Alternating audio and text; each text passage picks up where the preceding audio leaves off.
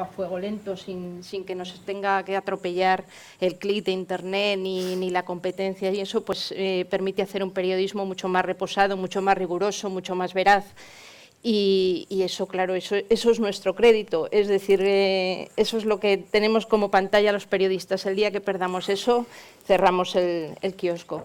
Entonces, sí, indudablemente, pero es verdad que es un hecho real, o sea, no nos tenemos que olvidar. Parece no hace tanto, parece que lo vemos como una película, pero es un hecho real. Es verdad que tendrá su parte de ficción y tal, pero yo creo que se ve muy claramente el trabajo, que no es más que un trabajo, que no son estrellas ni nada, son unos periodistas que día a día y pasito a pasito, eso demuestra que se puede hacer buen periodismo. Es verdad que con medios ahí, pero bueno, cada uno en nuestro terreno. Yo creo que si amamos este oficio y somos persistentes y perseverantes, pues bueno, se pueden conseguir cosas. Déjame que haga tres apuntes de lo visto en la película, especialmente para los que os queréis dedicaros, los que queréis ser periodistas, ¿no? Yo destacaría tres cosas de la película. Es cierto lo que decíais, Raúl y Irene, que hay una parte de ciencia ficción.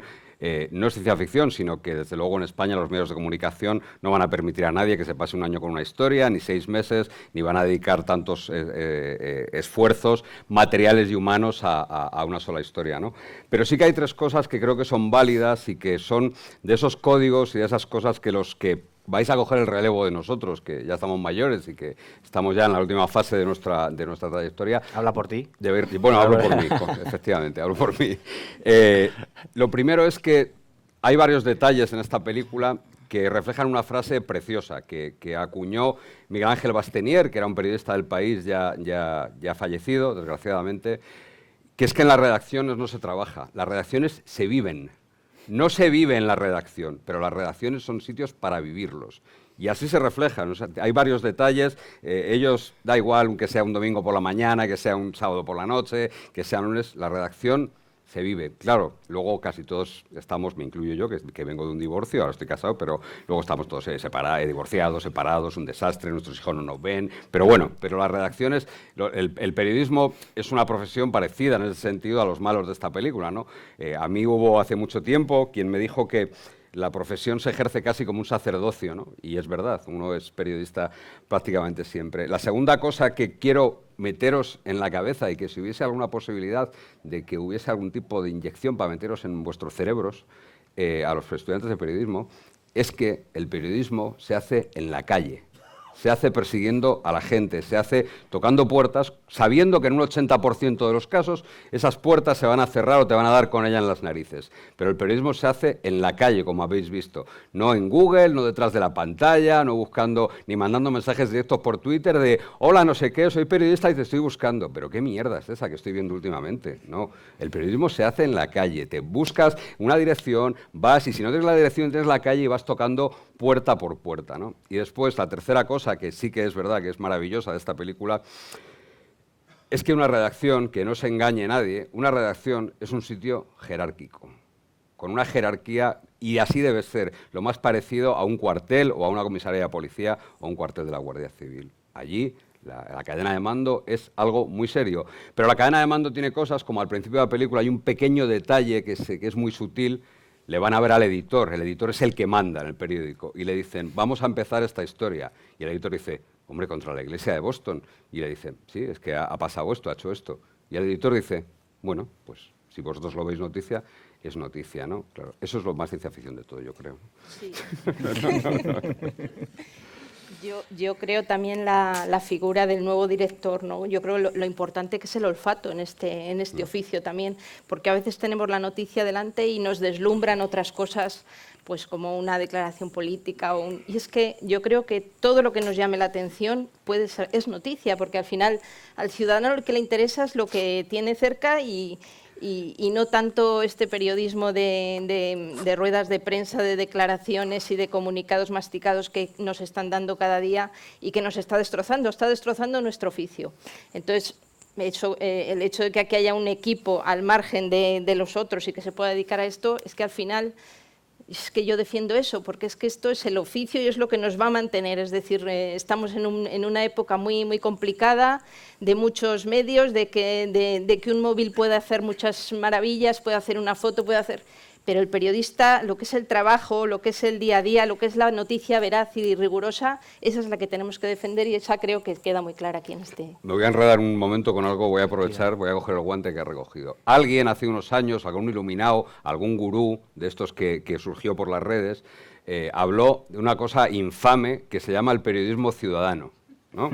Esto venía a ser que cada uno de ustedes, si tiene un móvil y una conexión a Internet y un móvil con cámara de fotos, se puede convertir en periodista prácticamente, ¿no? Y yo siempre digo lo mismo, yo en casa tengo un horno, tengo harina, tengo agua, tengo levadura, pero no soy un panadero ciudadano, ¿no? El pan prefiero que me lo haga un profesional de la panadería porque le va a salir mucho mejor. Bueno, pues ya está. Pues los que tenemos que contar historias, los que estamos adiestrados para contar historias, los que sabemos contextualizar las historias, somos los periodistas, no cualquier piernas que va a una manifestación con su teléfono móvil. Eso no es un periodista, eso es un piernas que va a una manifestación con un teléfono móvil y hace fotos.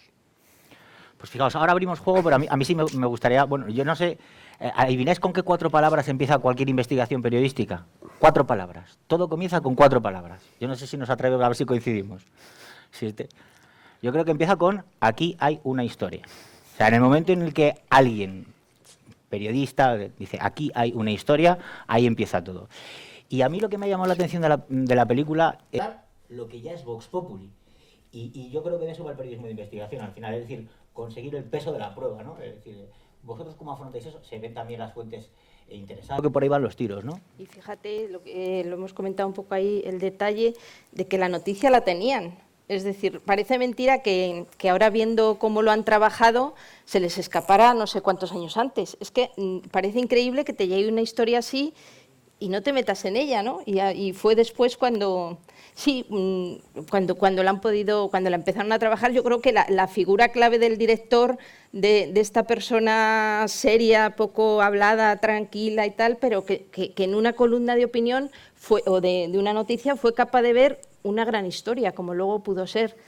Que ese olfato que tenemos que tener los periodistas, pues que es básico. La necesidad de tener las pruebas.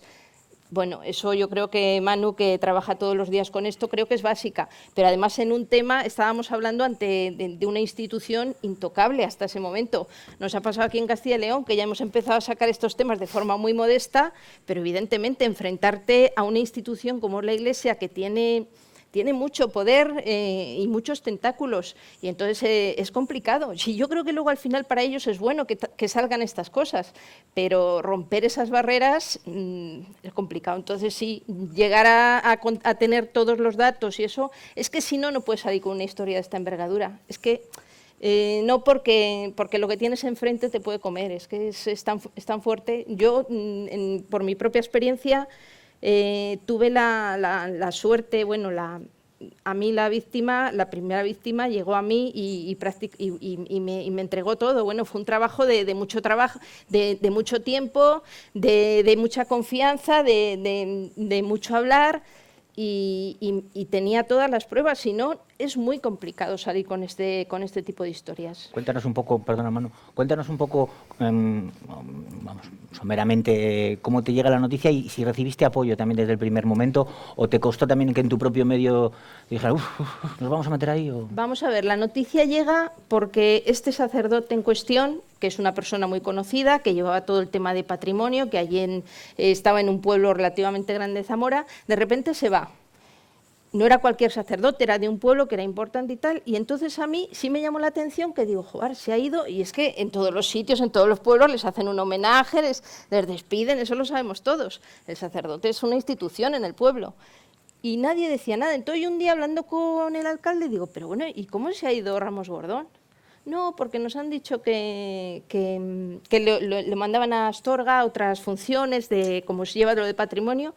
Inmediatamente llamé al obispado, digo, bueno, ¿y qué ha pasado? No, porque le vamos a dar más funciones y tal. Entonces yo hice un artículo diciendo que Ramos Gordón se había ido, que un poco les había sorprendido a todos, porque yo creo que lo titulé un poco, nos han dejado como huérfanos, porque era una persona que allí era querida, llevaba 20 y tantos años de cura, y a los pocos días yo recibo una llamada y me dicen, pero este señor, ¿sabéis por qué se ha ido realmente? Y a partir de ahí, pues, empezó todo. Sí, las grandes historias, y de las grandes historias incluso de todos los tiempos, nacen a veces con pequeñísimos detalles, ¿no? Con tonterías. Yo recuerdo una gran historia que contamos cuando estaba en Interview, que nació de la detención de un tipo absolutamente que parecía intrascendente. Era un señor que se había colado en el aeropuerto, en la zona de seguridad del aeropuerto de Barajas, con una credencial falsa de agente del CNI, ¿no? Y aquella pequeña historia dio luego lugar a un historión tremendo, relacionado además con lo que se llamó en Madrid el tamallazo, que fue cuando perdió el gobierno la izquierda porque 2 diputados votaron en contra, bueno, en fin. Y nació de eso, de ese olfato, ¿no? Eso que dices, joder, qué raro, un tío queriéndose colar el CNI, a ver qué hay detrás de esta historia, a ver quién es este tío. Claro, para eso tienes que tener lo más importante, el patrimonio de un periodista. Y a la vista está que yo trabajo en la televisión y no soy ni alto ni guapo ni nada parecido, si no estaré presentando la ruleta de la fortuna, como mi compañero Jorge, sino que mi patrimonio, evidentemente, son las fuentes de información que tiene uno, ¿no? El tener ese teléfono o el tener ese contacto de que si pasa algo en el aeropuerto, oye, ¿a quién puedo llamar? Ah, pues mira, tengo este inspector jefe o tengo este comisario que es colega, que a ver si me deja ver un poco esa diligencia que hicieron en aquel momento, ¿no? Pero nacen de pequeñas cosas. Otras historias, recuerdo haber contado historias muy buenas que nacen a lo mejor de una carta al director del periódico, que tú estás leyendo el periódico, ves una carta al director y dices, esto, aquí tiene que haber más historia, aquí detrás tiene que haber más historia, ¿no?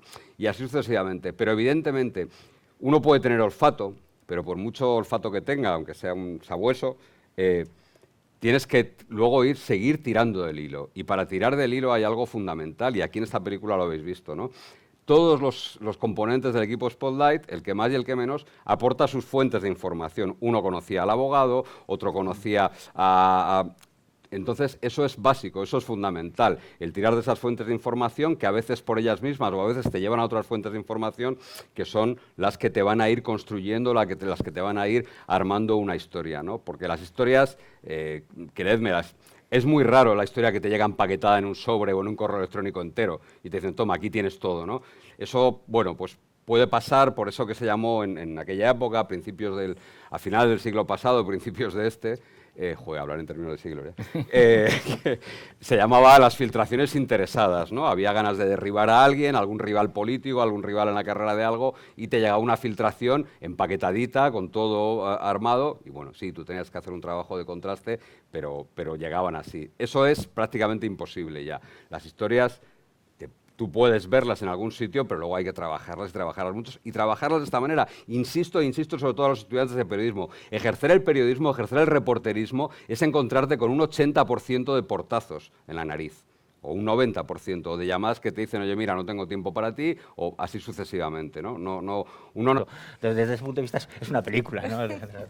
Indudablemente, vamos, ahora mismo no nos podemos permitir. El periodista, lógicamente, porque además nos lo hemos ganado, somos personas indeseables en el sentido más estricto de la palabra. Casi nadie desea la llegada de un periodista y menos del gremio o del sector en el que trabajo yo, ¿no? Evidentemente, yo trabajo en sucesos y no es agradable mi visita casi nunca. Yo estaría toda la noche, pero os cedo el testigo. ¿Hay por ahí preguntas? ¿Alguien tiene alguna cuestión? No para contar lo que dice alguien de algo, no. Y eso es lo que se está haciendo ahora, ¿no? Un momento de la película, y lo voy a relacionar con esto, en donde y nos hemos criado en Boston, claro, lógicamente. Entonces, cuando uno va al juzgado de Boston, conoce y hasta hoy estamos así. Sin embargo, en la prensa local eso nunca fue así. En la prensa local se contaban las historias de su ciudad, de su comarca o de sus pueblos. Y sigue siendo así. Y por eso, en la prensa local, se ejerce hoy en día el mejor periodismo. Bueno, gracias, Manu, por por este apoyo a la prensa local. Es verdad que ahora los estudios que hay así sobre periodismo y eso dicen que el futuro realmente está en la prensa local, pero por la distinción, es decir, porque se hagan otro tipo de historias, que al final eso es lo que a la gente le interesa. Nosotros ahora venimos observando con el tema de la España vaciada, la despoblación, se está produciendo un desembarco alucinante de periodistas de Madrid, de Barcelona, ha venido hasta alguno del extranjero, porque están encantados, que periodísticamente es muy atractivo el tema de la despoblación. Y claro, dices, pero estos vienen aquí a descubrir ahora algo que evidentemente, ya lo dijo Delibes cuando era joven, ¿no? Ya estaba alertando de lo que pasaba. Pero yo creo que es por eso, porque se están empezando a dar cuenta de que las verdaderas historias están ya no te digo en el periodismo de proximidad, llamémoslo, ya no solo local, es decir, que tú a lo mejor en Madrid puedes tener una buena historia. Es verdad que es más... Las hay, sí, evidentemente, sí. A lo mejor es más complicado, pero es que es al final lo que le interesa al lector, es decir, porque ahora hay tanto batiburrillo de cosas de Internet, lo que dice Manu, de repente crea una página web porque no cuesta nada y entonces eso nos desprestigia absolutamente, por eso es verdad, yo creo que tenemos que ser muy rigurosos en nuestro trabajo, tenemos que leer mucho ya que estás tú dando lecciones a los nuevos periodistas. Yo leía el otro día, yo sigo mucho a los periodistas de Latinoamérica, que hay un grupo de gente que es alucinante lo que están haciendo a través de la Fundación Gabo y eso. Y decía uno, dice, hay que leer kilómetros para escribir milímetros. Y esto que parece una bobada, yo creo que es básico, es que también tenemos que dar calidad, no vale cualquier cosa, es que no vale cualquier cosa. Entonces yo creo que tenemos que trabajar mucho eso. Lo mejor que se puede hacer es eso, es intentar ser mejor periodista, intentar saber que el periodismo se hace en la calle y saber que el periodismo es, al fin y al cabo, contar historias, ¿no? Y si cuentas historias y si llevas a tu redacción historias buenas, historias... Ese periodismo nunca se va a terminar. Ese periodismo es el que pervive y en Estados Unidos, que digamos que es... todos los periodistas miramos hacia Estados Unidos siempre porque siempre ha sido el punto de referencia en todo, ¿no? Y en Estados Unidos lo que está pasando es eso. Los grandes medios, los enormes medios, el Washington Post, el New York Times, saben que tienen que apostar por algo distinto pues para que la gente se vaya al kiosco a comprar su periódico o se suscriba a su edición digital. Y tiene que hacer algo distinto, tiene que dar algo muy exquisito, ¿no?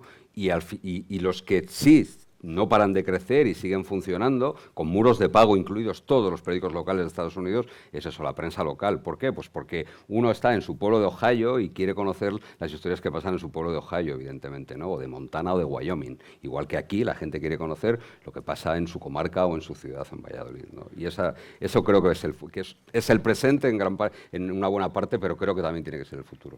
De hecho, decías ahora de Latinoamérica, nos quejamos aquí porque no nos dejan hacer preguntas en las ruedas de prensa y hay que quejarse.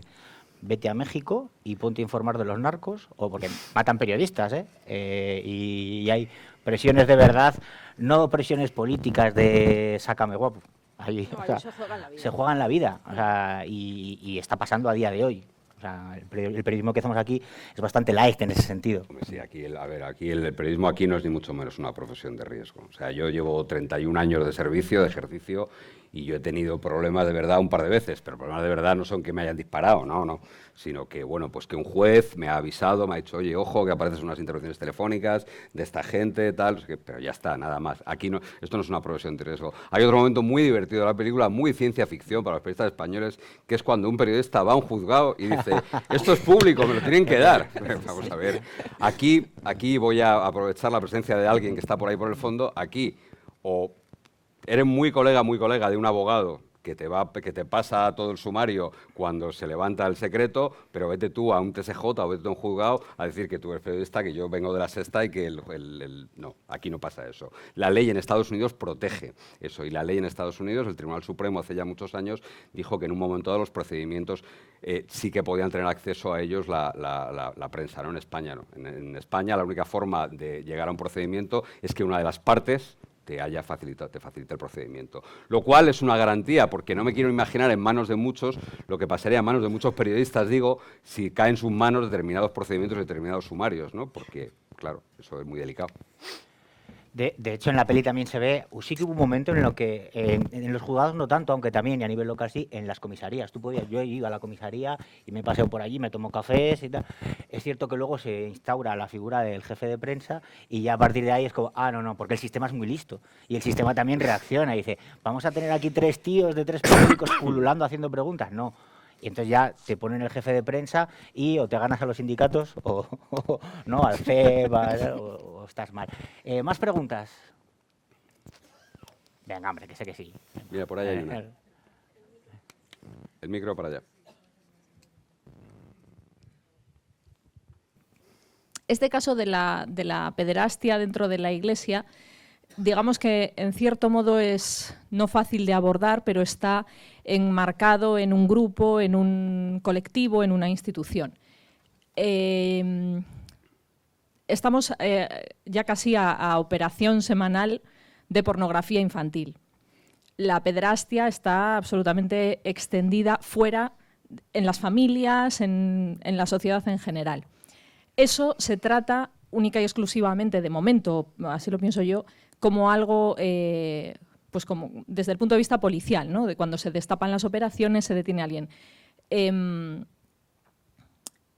Yo pienso, me pregunto qué estamos haciendo mal los periodistas, qué estamos dejando de hacer, porque creo que ahí hay un fenómeno mucho mayor, de más alcance que el mero hecho policial de se detiene a un grupo de WhatsApp, se ha descubierto un grupo de WhatsApp.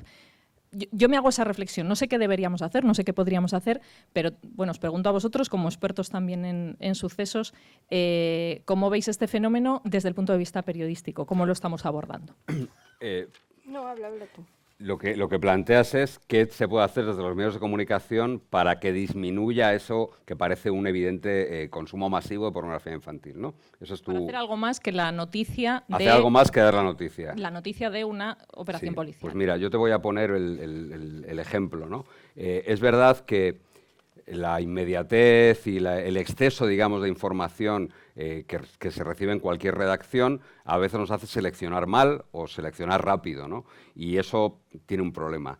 Yo creo que, como en casi cualquier apartado, como en casi cualquier tema, en casi cualquier aspecto, sobre todo de los sucesos, lo que hay que hacer es dejar de trabajar un poco más, ¿no? Es decir, no es lo mismo una fría nota de prensa de las que da la Dirección General de la Policía, la OPRI de la Policía, que lógicamente tiene que ser una fría nota de prensa, porque para eso están, para dar su fría nota de prensa, a detenerte en ella, a detenerte en esa nota de prensa y decir, bueno, joder, vamos a ver aquí, ¿no? Y entonces yo recuerdo, hace poco, hará un año, una cosa así, no creo que haga mucho más tiempo, que yo me interesé por una de esas operaciones, ¿no?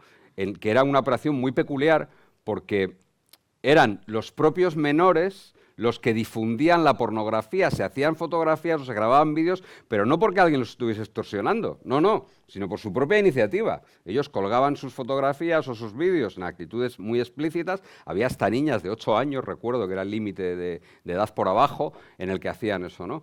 Y entonces, claro, cuando tú dices, cuando tú ya en un texto o ya en la televisión o en la radio, en mi caso lo hice en la radio, en Territorio Negro, cuentas con todo detalle, ojo, que es que una niña de 8 años hizo esto y una de 10 hizo esto, la gente ya, vale, va a decir, oye, que yo en casa tengo una niña de 12 años o en casa tengo un niño de 11 años. Es decir, tratemos de que las noticias pasen de ser números o fríos datos y, vuelvo a lo de antes, y contemos historias, pequeñas historias que conformaron una historia grande en este caso, ¿no?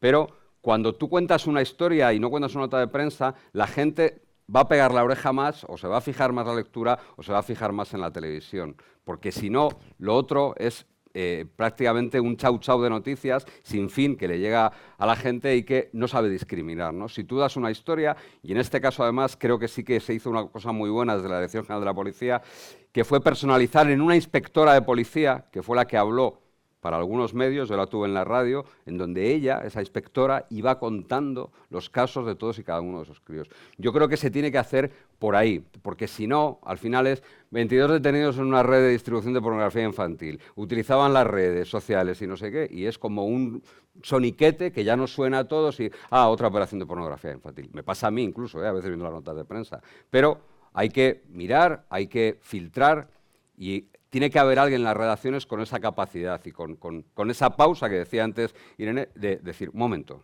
a ver, aquí puede haber una historia. Y seguro que si tú le pones, no cara y nombre, evidentemente no le vas a poner cara a nadie, pero sí que pones esa historia, es un poco, y voy a hacer una comparación un poco gruesa, pero para que lo entendáis, del terrorismo, más allá del problema de que tenía la motivación política que tenía y que se mataba a gente para imponer un sistema, en el País Vasco sobre todo, pero del terrorismo se empezó a tratar de una manera distinta, no cuando se contaba 2 guardias civiles asesinados con un coche bomba en la localidad de La Sarte, que busca, 2 soldados mueren tiroteados, sino cuando se empezó a decir Juan Pérez Gómez, teniente del Ejército, con una mujer y 2 hijos, estudió en la Academia General no sé qué, tal, y se empezó a personalizar a personalizar. Las víctimas del terrorismo dejaron de ser números, dejaron de ser una cifra que abultaba una estadística terrible y se convirtieron en historias. Después del 11 de septiembre que hemos visto antes,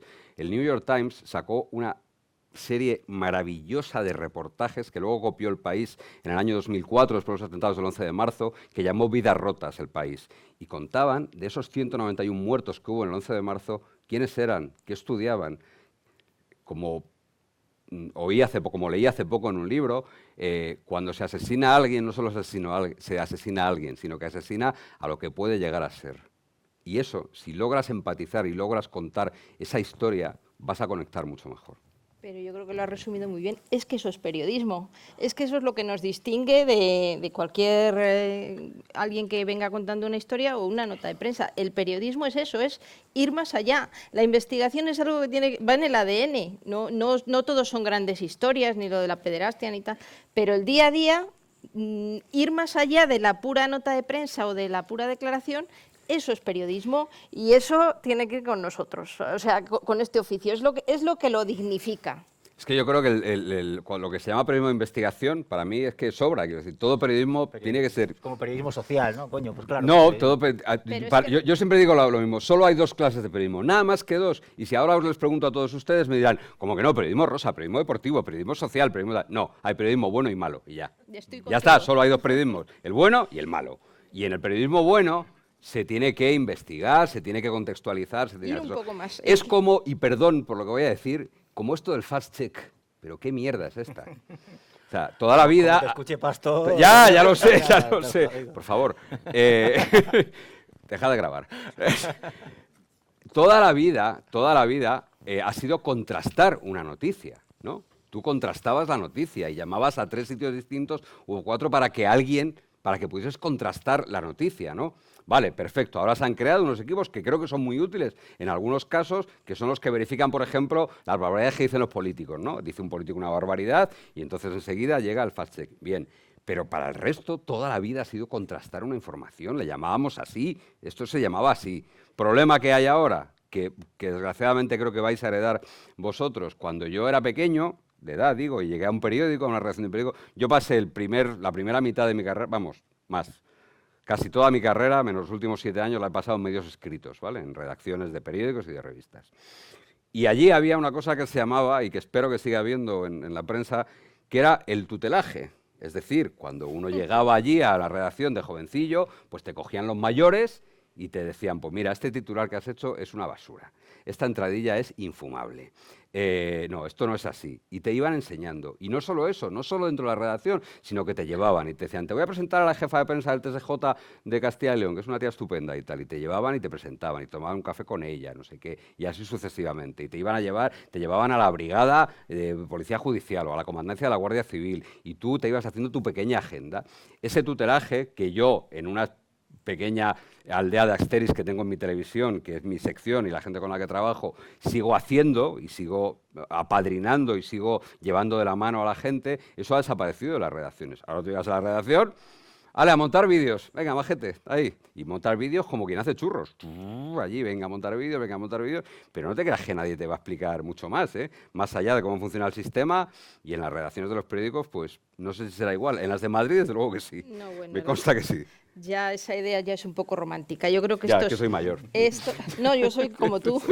Esto es un oficio, yo creo que es que yo defiendo el fuego lento, las cosas, hacerlas. Es verdad que muchas veces tenemos que actuar más rápidamente y bueno, y el día a día, pero eso de escribir historias en las que te puedas un poco regodear y las puedas documentar y no sé, es que eso yo creo es bueno para nosotros y es bueno para el lector porque le estás dando calidad y entonces yo creo que tenemos que defender eso.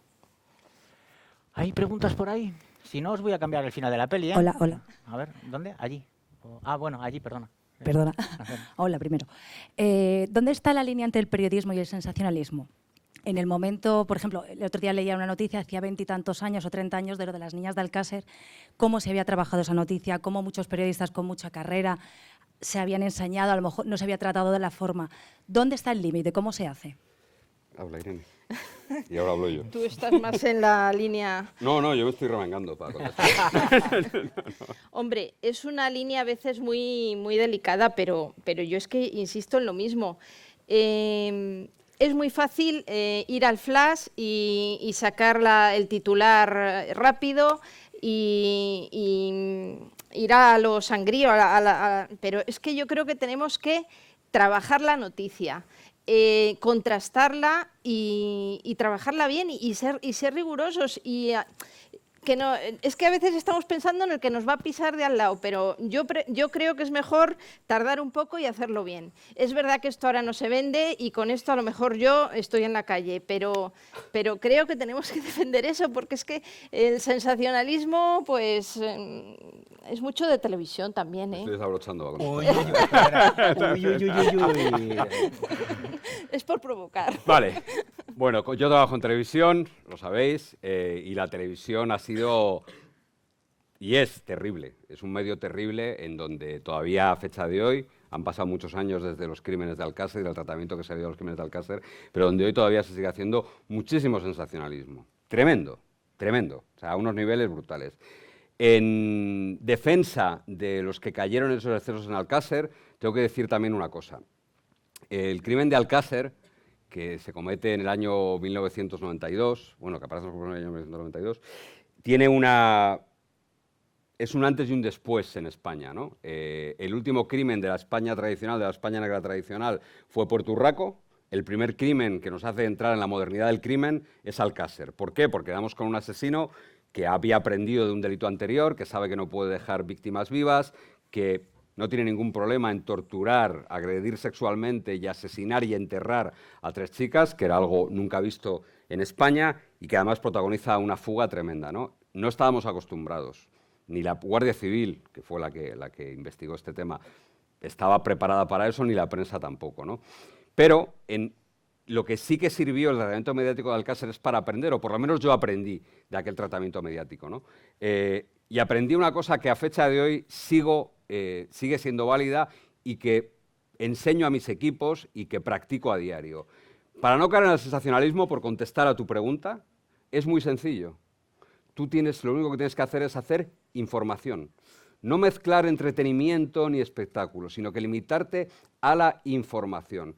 Y esto cuesta mucho. ¿Por qué cuesta? Pues te voy a explicar por qué cuesta. Hemos tenido en los últimos tiempos unos cuantos sucesos de eso que se llaman tan horriblemente mediáticos, ¿no? Véase Diana Quer, véase Gabriel Cruz, véase Asunta Basterra, véase Ruth y José Bretón, crímenes que han tenido la atención de los medios.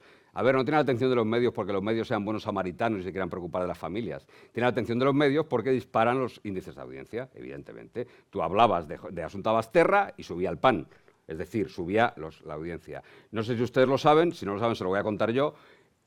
A Irene, el examen que tiene lo tiene cada 3 meses con el EGM o con la OJD, que es anual, la OJD. Sí. ¿No? Es decir, se mide la difusión de su periódico cada 3 meses o cada año. Yo la tengo todos los días. Yo todos los días, a eso de las 9 de la mañana, miro una página de internet, meto unas claves y sale cada minuto de los que yo he estado en pantalla si la audiencia ha subido o ha bajado, ¿no? Y cada minuto pone vídeo, VTR no sé qué, o invitado tal, o entrevista no sé qué. Entonces yo lo tengo. Entonces, ¿qué ocurría? Con esos crímenes, las audiencias se disparaban, ¿no? Y el hacer ese esfuerzo que hago yo siempre de decir, solo información, no quiero nada que no sea informativo, ¿no? Cuesta muchos disgustos porque llega un jefe y te dice, oye, hay que dar algo de Diana Quer, que Ana Rosa está contando. Ya, pero eso no es información. Pero bueno, pero joder, pero algo habrá que dar. No, es que no hay nada. Es que de la investigación no hay nada, es que el teléfono móvil nos ha desbloqueado, es que no ha aparecido una pista nueva, es que no hay nada de lo que tirar. Ya, pero es que la madre de Diana está diciendo que encontró un coletero. Ya, pero es que eso es una anécdota, es que eso no es información. Y estas peleas son reales, estas peleas que os estoy contando.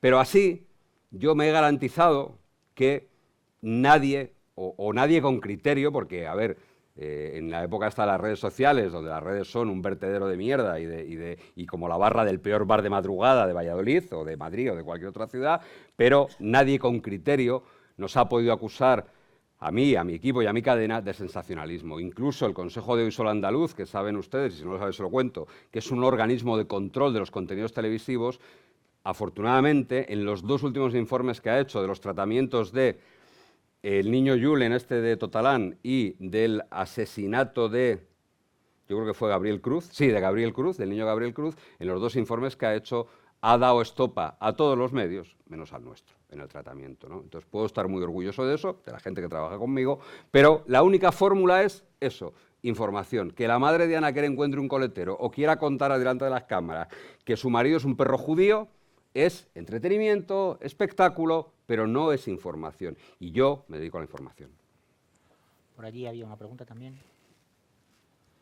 De hecho, hay muchas veces que el periodista se convierte en la noticia. Hay muchos reportajes que van en ese camino del infoentretenimiento, ¿no? Del infotainment, que al final a mí es lo que más el vergüenza... periodismo Tintín le llamo sí, yo, que más vergüenza ajena me da, ¿no? Que es que al final la noticia no es lo que estás contando, sino las dificultades que me ha llevado a mí conseguir... Yo llegué a oír en un programa de estos de reportajes a un tío, como contaba, se bajaba de un avión y decía, y hemos llegado a Bilbao por fin.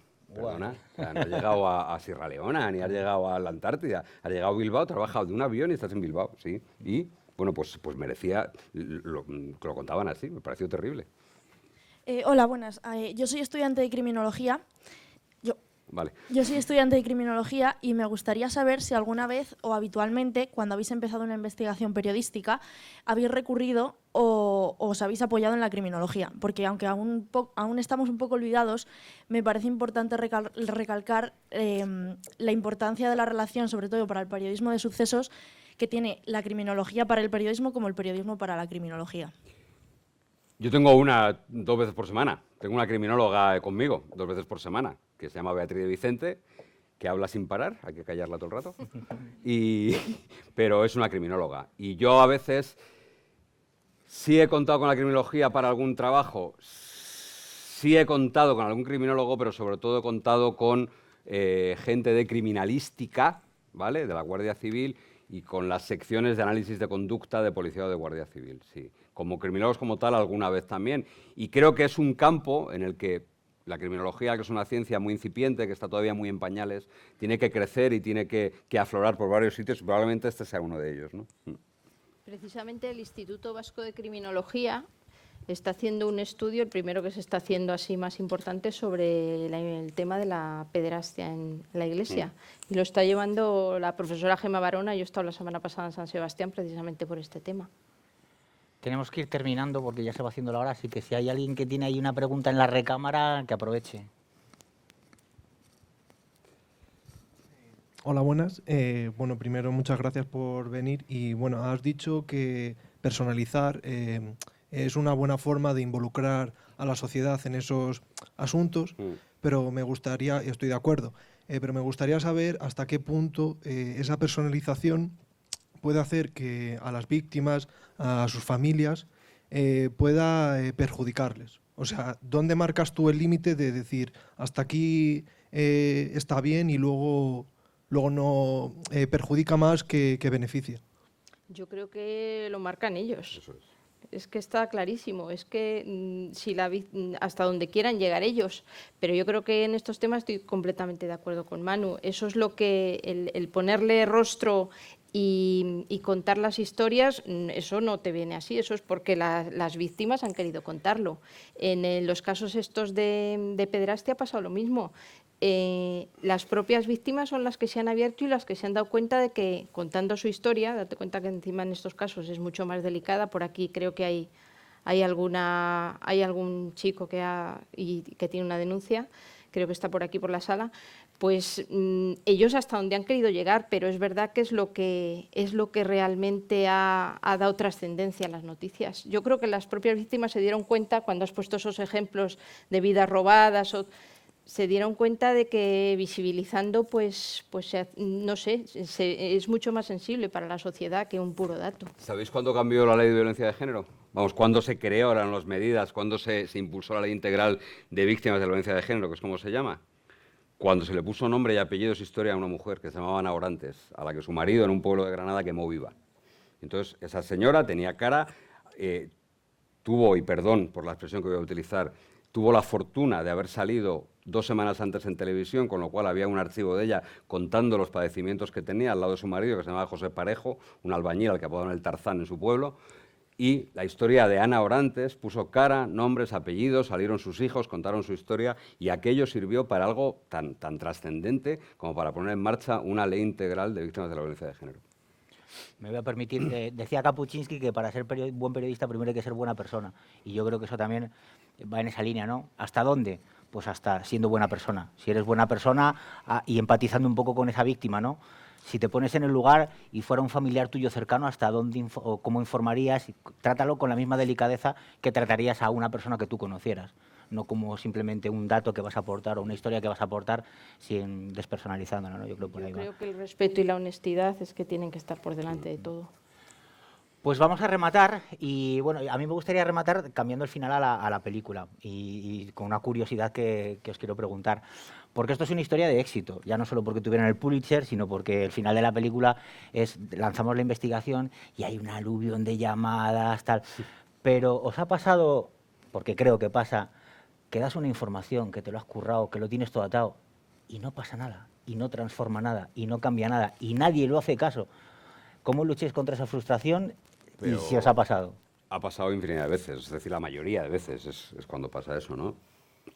También uno tiene que ser consciente, hay gente que se hizo periodista para cambiar el mundo y el periodismo no está para cambiar el mundo, el periodismo está para contar historias y ya está. Y tener más pretensiones, esto es un oficio. Yo siempre digo que esto ni siquiera es una profesión, sino que es un oficio que se aprende con la práctica, pero que es un oficio y que no hay que darse tanta importancia como se da a la gente por ahí, de verdad. Nosotros ya está, estamos para contar historias y se acabó, ¿no? Y la mayoría de las veces tú tienes grandes historias y no pasa absolutamente nada, ¿no? Otras veces pasa. Yo creo que eso no puede provocar frustración. Tú tienes que ser, la honestidad va con uno mismo. Lo primero, haber hecho todo lo posible para acercarte a la verdad de una historia, haber sido honesto con eso, haber sido empático cuando hay víctimas con las víctimas, sabiendo que tú hablas, en mi caso, de cosas muy terribles, que tú puedes acusar a alguien y provocarle la muerte civil prácticamente, si no está bien atado lo que estás contando. Y ya está, y tú, la satisfacción le viene a uno, yo recuerdo, ¿no? Y miraba ahora con cariño y me da mucha envidia en ese sentido. Yo soy periodista de prensa, de periódico. Yo me encantaría seguir trabajando en un periódico, pero bueno, los tiempos son los que son y he tenido que derivar mi carrera hacia lo que digo, ¿no? Pero creo que hay muy pocas sensaciones como dos que aparecen en esta película. Una, cuando tú pegas la oreja a algo o alguien te está contando algo y dices, coño, la historia que me está contando, que esto es una notición, que esto es un bombazo, que esto es un pelotazo. Tom Wolfe lo describe muy bien en La Hora de las Vanidades, en una conversación que escucha un periodista y es una sensación casi que tienes hasta síntomas físicos, ¿no? Que es como un nudo en el estómago que, hostia, vaya historión que voy a contar, ¿no? Esa sensación que la tiene el Mark Ruffalo, el personaje Mark Ruffalo, y la otra sensación que creo que es impagable, que creo que cualquier periodista tiene que pasar por ella, es ver su historia salir de las rotativas. Eso es lo más bonito que hay en el periodismo. O sea, bajarte a la rotativa, verte a la rotativa y esperar a que salga el periódico. Y eso, se me pone la piel de gallina y todo, ¿no? De verdad. No lo viviréis. Bueno, pues hasta aquí la cuarta sesión de este ciclo de cine y periodismo. Bueno, yo creo que os lo deberían de convalidar por lo menos por 4 créditos de la carrera. Eso, nada, espero que lo hayáis disfrutado y un fortísimo aplauso. Muchas gracias a todos, de verdad, muchas gracias.